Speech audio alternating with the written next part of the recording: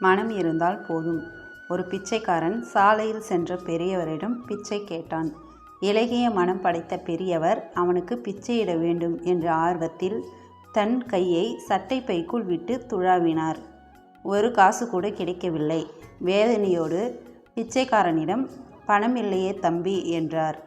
அதை கேட்ட பிச்சைக்காரனின் முகத்திலே ஓர் ஒளி. "ஐயா, காசு இல்லை என்பதற்காக நீங்கள் வருந்த வேண்டாம். பிச்சை கொடுப்பதைக் காட்டிலும் பெரிய உதவி ஒன்றை நீங்கள் எனக்கு செய்துவிட்டீர்கள்.